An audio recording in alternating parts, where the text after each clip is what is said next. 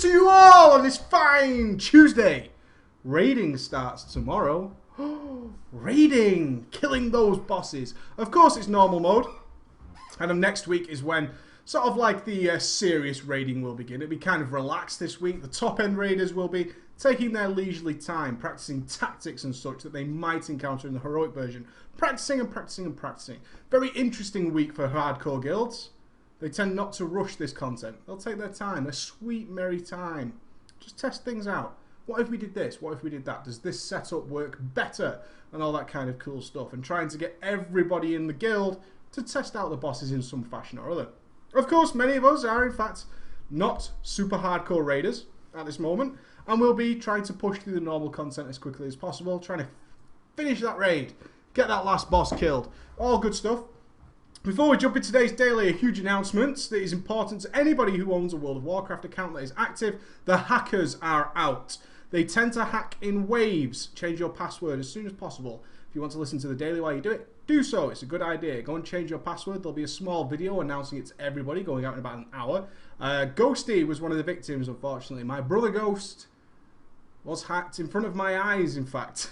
I even caught fraps of him being hacked, of the man selling his gear at the vendor. It's a very sad sight to see when someone's hacking it and taking all the guild bank and so on and so forth. But it happened today, and they do tend to work in waves. Every time someone gets hacked, it's not long before you hear your friends have been hacked as well, and it goes on and on and on. Change passwords, do your normal stuff, protect yourselves. The hackers are out. Generally, hacking only means like a day's downtime, if less than that sometimes. Blizzard are pretty cool about fixing it now. They know they're out there. They know they're doing something. They tend to fix it really quickly. I was hacked once in TBC. It took me 6 weeks to get my gear back. 6 weeks. My IP goes under a lot of investigation because I tend to play lots of different accounts. And I pay for various accounts. And my PayPal and my bank card are linked to many, many accounts that aren't mine. Some of which, like Genji's, aren't even in this country. So I tend to get a lot of security checks and stuff whenever anything happens to my account. That's okay. That's part of life. That's what it's all about. So change your passwords as soon as possible, ballers. Makes good sense. Makes good sense. Okay. Oh, the first question is, Ghost didn't have an authenticator at the time. He's getting one now. I don't use an authenticator. Woe betide me, but I'm very into changing all my passwords all the time. I really enjoy it, and I don't like authenticators. I hate authenticators. I have to relog all the time. So much, in fact, that an authenticator would want to make me shoot myself. I hate authenticators, but that's okay. That's fine. On to today's daily. Yesterday we talked and discussed and ranted about theory crafting and simulation craft, Simcraft. I went on sort of a tirade about how Simcraft can never live up to real world expectations, and often the real world experience disagrees with what numbers are being thrown out by simulated situations which aren't realistic to what we're actually doing. It was great to see on the video that lots of you commented how you totally have realised this over the last few years. There's a great post from someone about arcane mages where Simcraft throws out horrendous numbers, but in real world application, real Azerothian world application, it just doesn't come out that way. It just does not work out the way the Simcraft suggests it should do. You can't really play as the simulation suggests you should play in order to get those numbers. It just doesn't add up. So it's great to see that so many of you are starting to think like that and realise the real world application and use Simcraft as a guide. That's all it is. It's just a guide. It's a push in the right direction. It's a push towards something, but then use your brain on top of that to sort of realise yourself what the hell you should be doing, which is fantastic. I'm so happy to see that. I'm going to do a lot of questions today. With all the streaming we've been doing, I've racked up a lot of questions. Just loads of emails, loads of questions. So I'm going to try and answer as many as I can today. What did I do today, and what is the next guide that's coming? Lots of spam about what is the next guide. It's going to be the Rogue. The Rogue is going to be the next one. I was planning to do all the Rogue videos today, but ultimately, I'm enjoying Mists of Pandaria a lot. I really am. A few realizations dawned upon me. One, I'm very happy right now I'm not in a hardcore raid guild. Really super happy about it because there's so much extra shit to do that I can just sort of get on with in my own time. And when I'm ready to raid, I will look into raiding again. I guess that's a sort of experience standpoint, is that I don't need to rush it anymore. I did most of the bosses on beta, which certainly helps. I killed every boss in normal and most of them on heroic on the beta realms. Sure, they're slightly tweaked or whatever. In fact, in some instances, they're more easy in 25 man according to Blizzard. They've nerfed them in 25 man to balance it out. So I don't have this overwhelming I'm missing out urge. That's what I always used to feel when people were raiding and I wasn't. I'm missing out on something. I'm missing out on game content in this game I love. I don't feel that way right now. I'm pretty lucky to be in that situation. And I'm really, really happy I'm not sort of bound to one character at the moment or one sort of progression path which would force me to sort of rush through things and just try and get them done for the sake of getting them done. All that kind of crap. I've got to get this crafted, I've got to do that, and it's all kind of, ugh. This is a pain in the ass. That one particular item that won't drop from a heroic, I've got to keep farming it and spamming randoms to hope that dungeon comes up again, so on and so forth. All this kind of thing, I'm not in that position at the moment, and it just allows me, for the first time ever, this is the first expansion where I've just been able to enjoy the game. It's a whole new world for me. It's a real different experience. It's just to be like, what do I want to do today? Not what do I have to do today. Two completely different scenarios. As a raider, it's what do I have to do today? Well, I've got to do my dailies. I've got to farm that instance. I've got to try and craft that item. I need some spirits of harmony. I've got to farm those as well. Blah, blah, blah, blah, blah. Today it was, what do I want to do today? Well, from a business point of view, I had in my plan and my guide, it's rogue day. I'm going to do all the rogue videos. But then I thought, I just want to play the game a little bit. I've been very focused on warrior stuff, which took sort of 7 or 8 attempts to edit those videos to a standard I was happy with, as they will last at least until patch 5.1, I would expect. So it's an important thing to get right. So I decided today I wanted to do the Mist of Pandaria heroic dungeon achievements and do the glory of the Pandarum hero or whatever it is. Whatever that kind of thing is. Pet battles. I haven't touched on pet battles. You know why? Everybody keeps recommending them to me. I'm not joking. People I would never have suspected of being into pet battles and the whole Pokemon similarity are really recommending it to me. They're like, dude, it's so addictive. I can't afford to be addicted to something just yet. I haven't got that kind of leisure time. I just really can't. So I might touch on the pet battles in the future. I was very against them when they came in. I was like, that's really cheap. It's a really nasty implementation. But these people are like, dude, this is really cool. Really, really cool. I'm like, oh, I don't know. I don't know. I'll check it out. I suppose. You know, one day I'll give it a go. I haven't even been to the trainer. I can't even do it on my characters. I could not log in right now and do a pet battle. I can't do it. So I'm quite happy about that. So I put together a group which was some friends, namely Methodical and Blubzor and Senba, and a couple of subscribers in Mr. Delore and Kath. And we went in to do the Heroic Glory achievement, the Meta, to get the Drake. We can't even ride the Drake yet. You need Exalted with some faction, the Cloud Serpent faction, or whatever the hell they are. I don't care. I was just after a bit of a challenge and just exploring. If I'm going to farm gear in Heroics for whatever reason, I might as well do some achievements along the way. As you would expect, some of those achievements are really easy and things you could pick up accidentally in a pug. Others are really quite difficult and are not going to be something you pick up in a pug. At least not so you're way, way over geared. This is relevant content now. No good doing your heroic achievements in 4 months' time. You'll be way over geared for them. They won't be as fun. They'll be like, oh, we've got to do the achievement now. Now they're relevant, which means some of them are really difficult.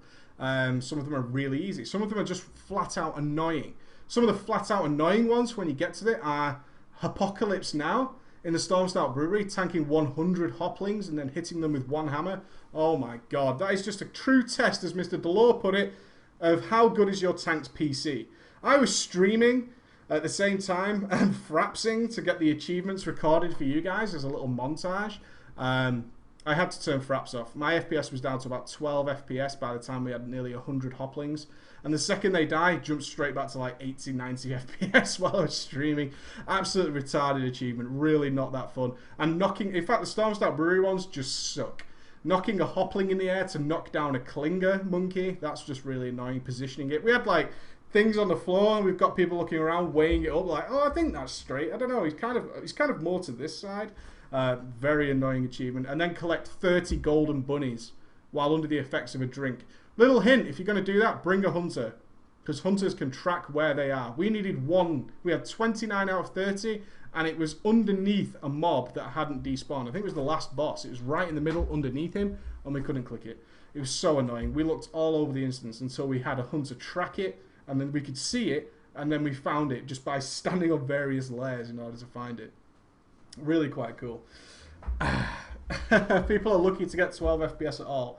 Maybe, maybe. I think we've got like 9 achievements left to do. We're going to do them tomorrow. So if you're free in Europe time during the day, we're going to be doing the rest of the achievements tomorrow, including the most difficult one, which is called Cleaning Up. It is in the Temple of the Jade Serpent.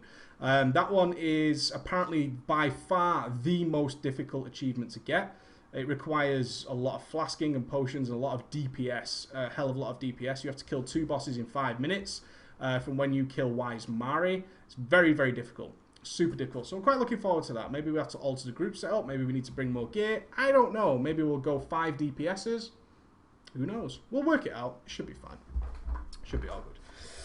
Let's get some questions on the go. I always wanted to do some questions. Very interesting things come up. I'm going to be a little bit smug for you a while. Yeah, get smug. Get smuggy. A lot of people who are new to the game and found my channel are finding themselves in a really awkward position, which is they are fastly more and more starting to outplay the friends they started with, who are more casual gamers. Which is fine, isn't it? Your friends start, we're going to play this game called WoW. I don't know how people find WoW now. That baffles me that there's so many new players coming to the game. It actually sort of makes me wonder exactly how many players have left the game and what kind of reasons they ultimately left for. Because some people leave and never come back. Some people do it. Not many by any means, but some people do leave and actually leave, or don't come back for a couple of years or so. So I'm always interested in how new players find the game.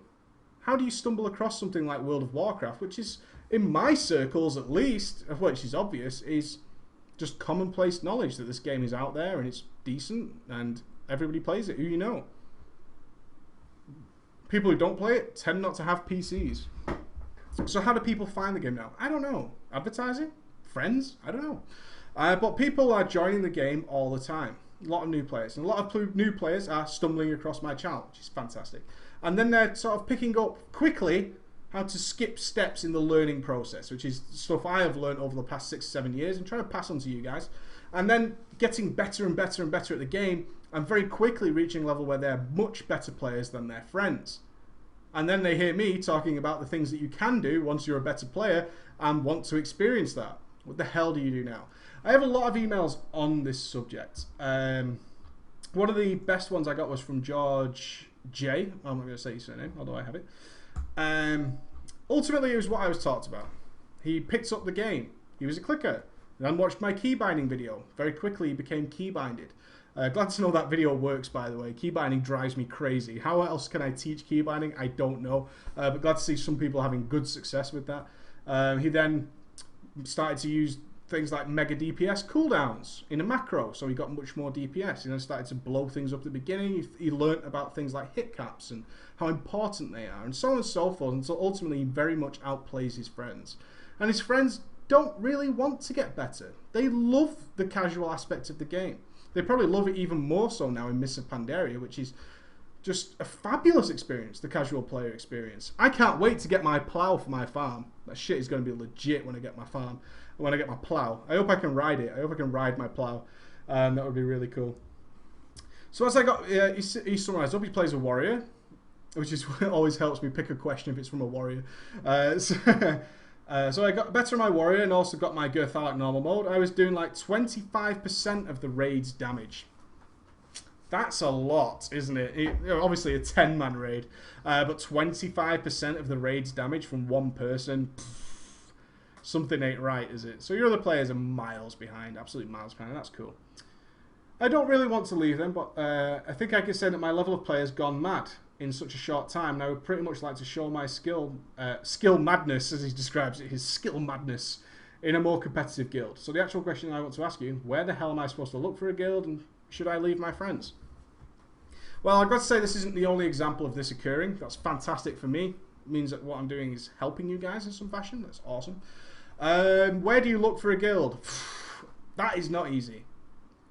That is not an easy question anymore, because your choice of guild is essentially every guild in World of Warcraft. Where do you start? That's such a daunting task. Where the hell do you start? Luckily, we've just had a new expansion. Therefore, everybody's gear is the same. People preparing haven't got months and months of raid experience in Mists of Pandaria behind them. They don't. So where do you start? How good do you think you are is where you start.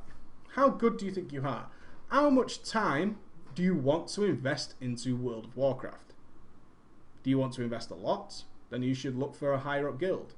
Do you not want to invest a lot? Do you want to raid 2-3 times a week? Do you want to raid 4 or 5 times a week? Do you want to raid once a week? These are all the questions you need to ask yourself. In fact, those are more important than how good are you. As sad as that is, a lot of people are choosing players to join their guilds based on how often can you play. Can we rely on you to be at every single raid? Because we just want that spot filled. If you're a bad player, sure, you'll be gone. But if you can raid every single time we need you, you're more likely to get in the guild. So the big question is, how many times can you raid a week? It shouldn't be the question, I know. It should not be the question, but it is the question. I can raid 5 times a week, some guy will always get the attention.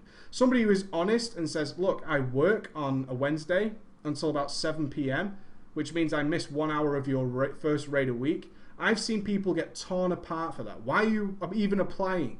You can't meet our raid times. Well, I can meet 4 out of 5, but on the 1 out of 5, I'm just going to be an hour late. No, no good. Wednesday is a big important day. We need you here. No good, no good. Fuck off. I've seen it happen lots and lots of time. Hell, I've even thought it myself. If he can't be here for every raid, we don't need him. Doesn't matter if you're the best player in the world. If you're offline, you're no good to us. Doesn't matter. It's not very fair to expect people to dedicate a hell of a lot of time to a raid guild, but it happens. So that's the way it is. Where do you start looking? I would judge from your experience of playing with friends and doing normal mode madness that you're not going to get in any of the major progressing guilds. Straight off the bat, you're not going to get in. You've had no heroic progression experience whatsoever. You haven't had any. So you're not going to get in there. I would recommend you start looking on wowprogress.com around guilds that are sort of World 800 to 1000 is always a good place to start and work your way backwards from there. If there's none on your realm, which is more the case these days, is these top guilds tend to sort of come together in this sort of orgy of PvE goodness where they all compare their item level. You know, I got the sword and I got the shield. He's got the shield in the other guild. They all get together in this sort of elitist boys club of raiding, but purely because they can all share tactics, share information, recruit other players from other guilds. It works out well in the long run. I would start looking around to other realms, definitely, and then just start thinking about, should you make the move? Do you think I should leave? Absolutely. If you're doing 25% of your raid's damage, of course you should leave. You're getting no challenge there. You could go to sleep and still win the damage meter. What's the fucking point? Boring as fuck. And also, you're just going to get pissed off when people start failing to almost the most simple things. If you're doing 25% of the raid's damage, you can guarantee that not only do the other team aren't really sure on how to DPS, but certainly aren't great at dealing with mechanics by any means. They don't understand the mechanics of their own class. Other mechanics for a raid boss are just going to be baffling and befuddling to them. So you've got to leave. Look else realm, and I'd look around World 800 to 1000 guilds. Give you 200 guilds to play around with. 200 guilds is bound to be somebody looking for a warrior somewhere down the line. Warriors are pretty cool right now. Warriors are very useful. If not just for Skull Banner, they're going to bring you along. So I would certainly do that. I would really recommend it. Another question we had here was blood DKs. Got just a comment here coming from the chat.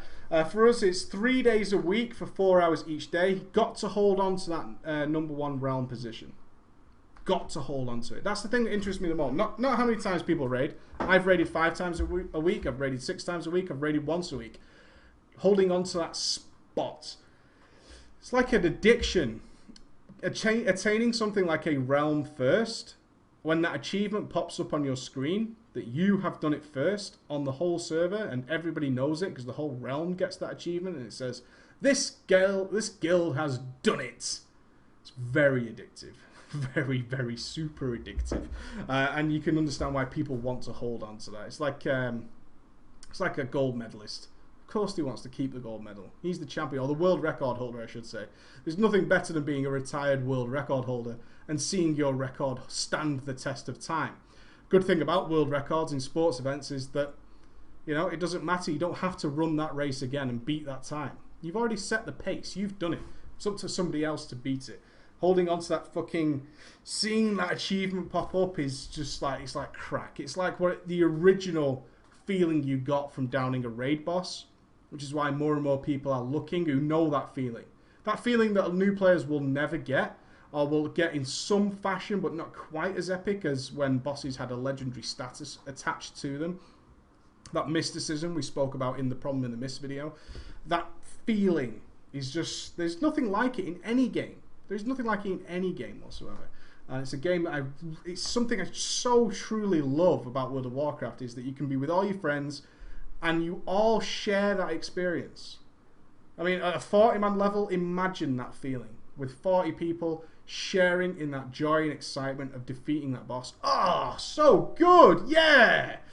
Oh, it gives me a twinkle in the eye. It gives me a twinkle in the eye. I'll appreciate player but DK. I noticed on your prot warrior video you said hit and expertise are not that vital for a prot warrior. I noticed that the DK tank, who is well known in the guild, is wearing what his best in slot gear, which had gear and mastery and uselessly secondary buff for tanks, haste or crit. I've looked up multiple pre-raid best in slot gears and found this suggested the same. This completely baffles me. I was wondering if you could perhaps shed some light on the situation. I always thought items with dodge and parry took prior over items with mastery, haste or crit. Do you agree? Probably going to make myself look stupid now, but no, I don't agree. I certainly think that Blood DKs at the minute almost feel bugged to me. Rastigan, a member of Stark Industries, will no doubt have my head for this. Blood DKs are doing what I would consider to be a completely absurd amount of DPS. Now, we all know tanking, as we discussed yesterday, is becoming more of a DPS role. Blood DKs are just astronomically out of line. I'm sorry, but they fucking are. Blood DKs just seem to be completely crazy. Like, whoever decided that this is okay needs to have a little rethink. Every Blood DK, from the worst tanks in the world I've rolled with in Heroics, I've almost been unable to out DPS them. And if they're a good Blood DK, you haven't got a fucking chance in hell. They're destroying the DPS. Absolutely fucking destroying the damage. It's not really... It's just seeing the guys here. Fucking Brad. Brad from Accounting designed the Blood DK. And it's not surprising that many people are taking full advantage of that and gaining more crit and more haste. And you should do, because not only you are getting the mastery needed, which is essentially your tank stats, you're getting the mastery. Dodge and parry are great, don't get me wrong, and ultimately we will end up with dodge parry tanks, I think. I would like to think eventually this damage won't be continuing. But bringing a Blood DK is almost like, for me, it's almost like bringing another raid member. Completely having a 26-man raid, because you have 2 tanks, now you have 20 DPS, and along with your healers, because you've got this tank that is doing equally, if not more damage than most of your DPSs. They do crazy damage. Absolutely insanity, especially when they're AoE. My god. I think we saw Rasty up to 180k AoE DPS earlier on. 180k. I know it's Blood Boil that's out of whack. Blood Boil is absolutely crackers right now. The other stats are beneficial. Hit and expertise are always great for Blood DKs, are always much more valuable than for a prot warrior. I would stick with that methodology until such time as that damage is brought down and you're looking more towards defensive stats. There will be a time, especially on heroic mode, some of those bosses hit extremely hard, where DPS geared Blood DKs will get smashed and an avoidance tank will win the day. That will happen, and they will need a rethink at that point. But until then, take full advantage of doing a lot of damage and a lot of tanking and a lot of sick blood shields through your mastery. If you have mastery on the set, Blood DKs are pretty much good to go, which is a silly thing. I think it's crazy, absolutely crazy, but it's an insane situation we're in right now. What was the next question I wanted to do?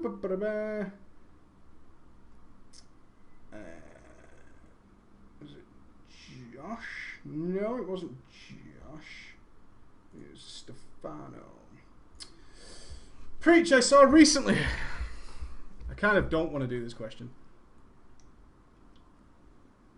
I read this question earlier, and I have to be very careful how I word my answer. Preach, you've suggested a number of times that you use various websites to gain insight into the inner mechanics of the classes that you do guides on. Which ones do you use and why? I noticed in your recent comments that you were very abusive. I wasn't abusive towards Sacred Duty. I think it's Sacred Duty, not Sacred Heels. It said Sacred Heels in his email. Towards Sacred Duty. I personally look to sites like Icy Veins. What other sites do you use and why? Do you use these sites because you're unsure about the class mechanics, or is it for any other reason? Right. Websites and their communities. I was not abusive towards the people of Sacred Duty. Let's get that in the open. I was not abusive. I'm not sure. I'd never heard of Sacred Duty as a website. I use a number of websites here. I also check things like Icy Veins. I check Elitist Jerks, and I check Tank Spot. I check all sorts of things because no one's ever definitively right, ever, in terms of WoW mechanics. Purely because a lot of sites are really mathy. Like Elitist Jerks is very Simcraft orientated, and we've already spoke on that. Other sites tend to draw on experience and math. I tend to prefer those. Other sites just don't update their guides and change the number. Icy Veins does that. Icy Veins doesn't update their guides for patch 5.05, but they say they will have, and just update the title of the blog or the post or whatever it'll be. It will say it's the guide for 5.05, and it's actually incorrect. It's the guide for 5.04, and things have changed again. Every site has its quirks, but they're all trying to draw traffic. That's the aim of every site out there, is to draw traffic so they can generate advertising revenue. I don't blame them. 5.04 is out of date. So changing the name of all your guides to 5.05, even if you haven't yet to update them, some of them are updated, not all, is a great way to induce more traffic to your site. I understand that. I wasn't abusive. I want to get it out. I was not abusive. And the guys from Sacred Duty, again, it's a blog I had never heard of. It sounded very much like TankSpot. When I checked it, it looked exactly the same as TankSpot, which was a tanking forum where people take tanking too seriously. I used to say I take tanking too seriously. I take tanking too seriously for a whole mesh of other reasons. More to do with making sure the whole raid is more effective because of my tanking. Some people take tanking too seriously in terms of how can we maximize something incredibly minor that long term won't make a difference. I sort of read through what Sacred Duty had to offer on its insights once I'd heard about it, and it seemed like one of those sites where it was endless graphs and tables and statistics about various simulated encounters. It was too Simcrafty. And I read into this stuff and I understand it. I have very high qualifications in physics, maths, and mathematical mechanics. And I understand these graphs entirely. I understood exactly what they all said. And all of them pointed to one simple answer in my head, which was none of this stuff is really relevant. It's very easy for me to sum up a full page of diatribe about that. Not to say it isn't useful information. It's correct. It's correct mathematics. The mathematics is completely correct. The answers don't marry up to real world situations, something we spoke about yesterday. I still recommend that site for some people who are maybe interested in learning the maths of their character and the mechanics of their character, because all that stuff is completely bang on. I also suggest that you look at things with an open mind and think, how does this actually affect me in the game? I don't like it when people who swear to stuff like that as the Bible, because I don't even swear by my own guides as the Bible. I state that on a number of occasions. Things change. In Mists of Pandaria, things change on a boss-to-boss encounter. They do. They change all the fucking time. Everything's always evolving and changing. Just because you read somewhere on a website, don't come to my video and start mouthing off, especially when your own website disproves your argument. That's the way I was with the Sacred Duty guys. Websites are a keen insight into the basics. That's what I draw from the basics. I then take the rest of it to my own experience. Elitist jerks. Elitist jerks tends to look upon things very quickly because it's always evolving. As a constantly progressing forum, which I prefer elitist jerks for that, is that every time someone discovers something new, that discussion starts the day it's found out. Sometimes on sites like TankSpot or Icy Veins or even on the Sacred Duty blog, you'll have to wait maybe a little while before a new theory or a new theorem about some sort of mechanic comes to light. Whereas Elitist Jerks tends to have it the day it happens, and a lot of really good people go there and discuss it and try it out and do all sorts of crazy things. I recommend all these sites. I recommend Sacred Duty. I recommend Icy Veins. I recommend Elitist Jerks. I recommend TankSpot. I recommend you check them all out and pull bits of information which are relevant to you all together into your own decision process. That's the be all and end of all, really. I don't think any site out there is definitively correct. Sometimes there, especially in Mr. Pandaria, there is no site that is definitively correct yet. I would like to see a site, and perhaps we could do that on our own site, where we'll have people post different things that attribute to different bosses. We've seen similar things in the past, like when is Cloak of Shadows useful in the current raid tier? What tricks can I do? The best one is actually Vanish. When can I abuse Vanish in this raid tier to get a lot more DPS? Bosses like Syndragosa could be heavily abused with Vanish, and so on and so forth. I love that kind of stuff, and we're going to see more of that in Mr. Pandaria, with different bosses requiring different mechanics. When is it good to have Bladestorm? When is it good to have Arm Spec? Fury Spec? When is it good to have Dragon Roar? When is it good to use Bloodbath? When is it good to use Stormbolt, for heaven's sake? Any of those things is really interesting to me and much more relevant to you. I don't abuse any other site. I really don't. In fact, we're noticing a Ghosty will be prevalent to this information. On what day was he streaming? What day was he streaming? Ghosty. Ghosty was streaming. I want to say it was Sunday. And someone from another WoW streaming chat attempted to troll our channel because he had more viewers. Cool. Congratulations to you on having more viewers. Did not go well. We always have a rule. There's a general rule, and it's on the FAQs of most things to do with broadcasting.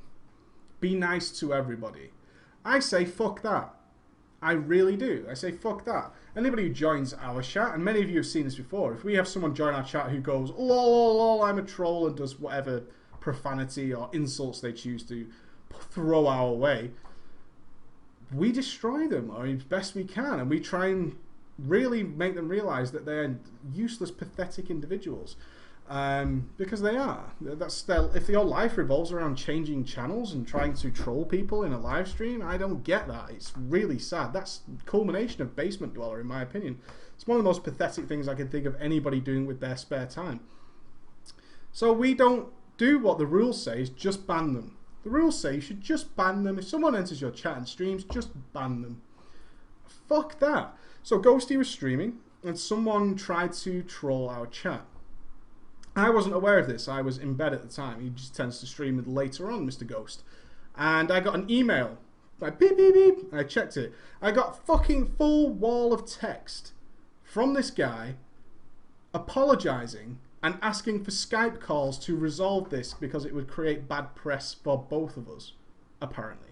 And ultimately, I forwarded it to Ghost. I was like, some douches send you this thing. And it turns out he joined the chat, insulted the channel, and literally Ghosty had done what we always agreed to do. He asked me, how should I deal with trolls? I say, deal with them how we would deal with anybody in real life. Fuck them. Fuck them completely. And send them packing. Send them so they never come back. And he did that. And this guy made 3 accounts to try and troll Ghosty. No way, no how. Doesn't deal with it. And then he sent this big apologetic email. Yeah, so the guys in the chat here actually saw it. Ghost destroyed him. It was hilarious. And he was sending other people from his channel to try and troll our channel. Isn't going to happen. It will always be the case. If we see a troll, I will give them the opportunity to be a funny troll. And if it fails, I will destroy you. Literally. I hold my tongue a lot of the time. I really do. That's no threat. It's just... we're very nasty people, especially Ghosty. They'll be very, very nasty. I always think that nobody can really outdo us, but I'd like to have a go.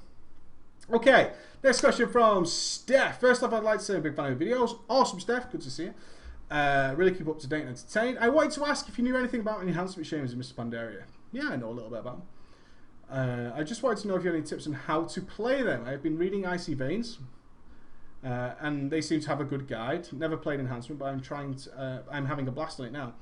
So this is again a commonplace. I tried to summer up because I had so many questions to get through. It made sense that I looked through a lot of them that were similar. So if it's not your specific question, I'm sorry, I genuinely can't answer them all. It would be the longest dailies in history.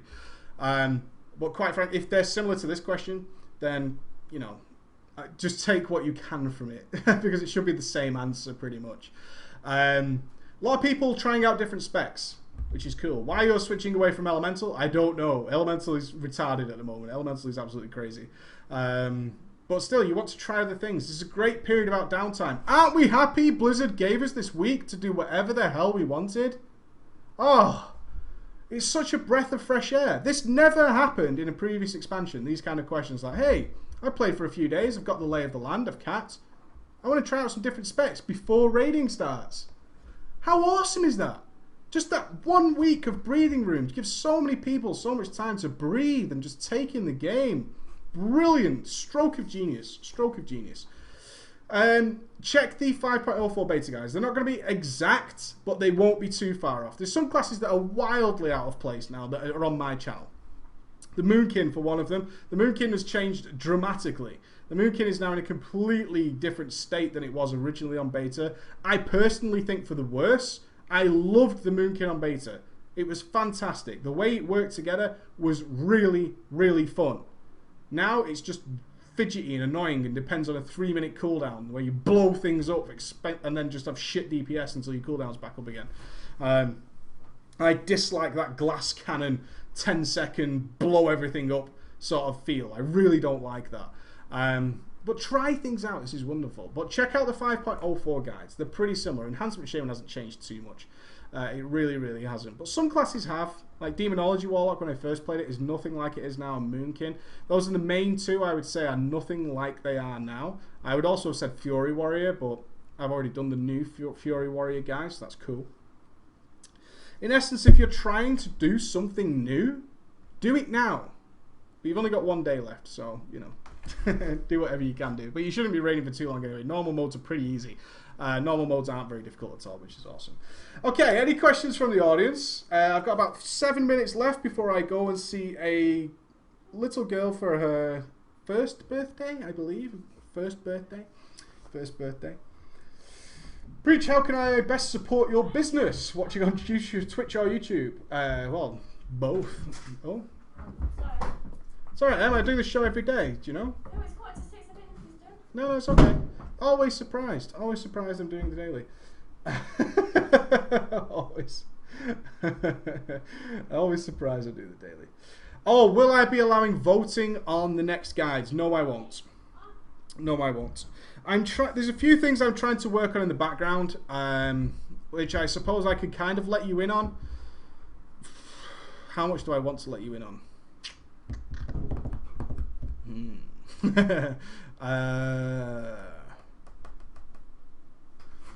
I don't know. There's a few things I'm working on in the background. One is a webmaster to make the website more relevant and useful. The website is, at the moment, the website is built on a really good system. Stefan built us a fantastic website.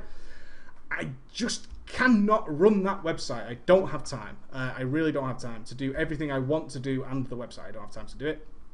Music, we're talking to a number of people who create music for us. The best things you guys do can help us is watch our content. Let us know if you like it or not.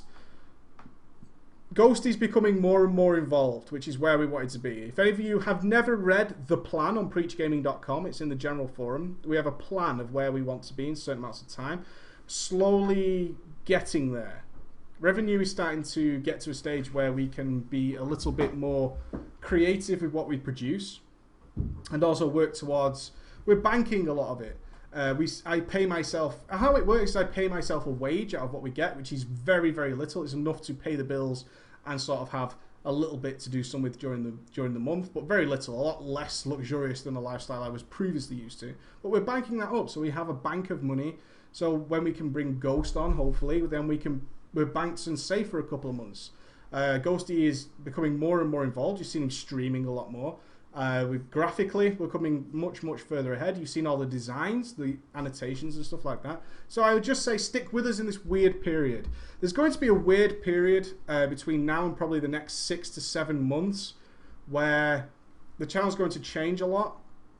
Not in terms of moving away from World of Warcraft, certainly not, but incorporating a lot more stuff as we can get more people involved. We have a book of things we want to produce, and it's a book that frustrates the hell out of me because it's all really funny stuff. We've essentially written 3 sitcoms, web series sitcoms that we'd love to produce, and we can't really do them yet.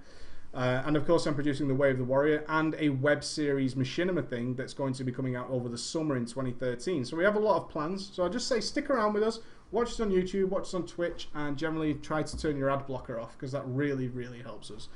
Helps us more than anything. Yeah, the new annotations are fantastic. You can thank Ghosty for those. I could show you my original idea for them. It's terrible. I sent it to Ghosty with the email says, do you think this looks terrible? His reply was yes, give me an hour. And he came back with that. It's really sort of,